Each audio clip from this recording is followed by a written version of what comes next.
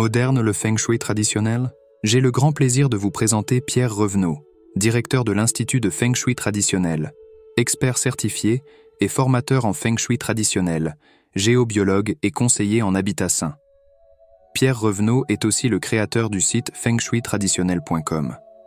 Avec fengshuitraditionnel.com, découvrez une nouvelle pratique énergétique. Adoptez cette pratique pour une nouvelle carrière, un complément de carrière dans le développement personnel ou tout simplement pour vous-même, pour harmoniser vos lieux de vie et de travail. Moderne le Feng Shui traditionnel. Le Feng Shui traditionnel a l'ère moderne. Les écoles de Feng Shui traditionnel se sont développées à Taïwan, Singapour, Hong Kong, en Malaisie et à l'international.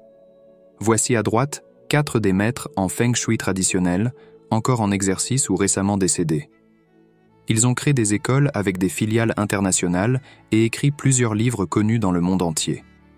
Il y a aussi eu des interactions entre différentes lignées. Par exemple, Maître Yap Cheng Hai, décédé en 2015. Grand maître du Feng Shui traditionnel, s'est aussi formé au Yanggong Feng Shui, lignée de Ganzhou, et en est devenu un maître. Le Feng Shui traditionnel continue d'évoluer. Par exemple, des anciens disciples de maître Yap Cheng Hai, tels Joey Yap et Lilian Tu, ont même développé leur système personnel, pas forcément bien vu des puristes. Le Feng Shui traditionnel continue d'évoluer tous les jours. C'est un savoir vivant.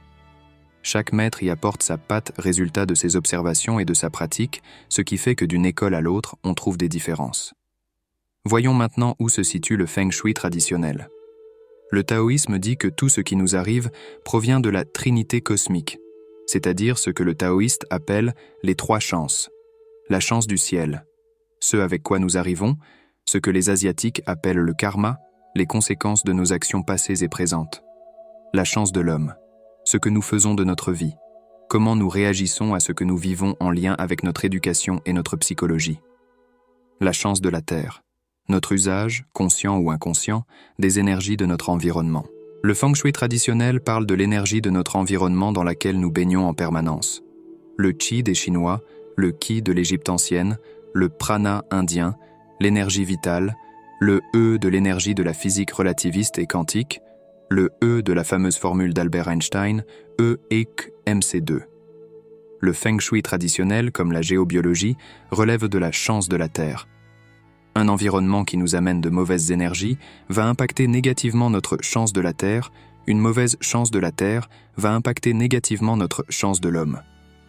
Et vous, avez-vous entendu parler du Feng Shui traditionnel? Partagez votre expérience dans les commentaires. Si vous voulez en savoir plus sur les formations de l'Institut de Feng Shui traditionnel, sur les activités de consulting de son directeur, ou simplement prendre contact avec lui, vous trouverez les liens et les informations de contact dans la description de la chaîne. Si vous avez apprécié cette vidéo, n'hésitez pas à la partager, à mettre un pouce vers le haut et à vous abonner pour ne pas manquer les prochaines vidéos et podcasts de la chaîne. Il y aura une nouvelle vidéo, 2 nouveaux podcasts chaque semaine. À très bientôt sur la chaîne.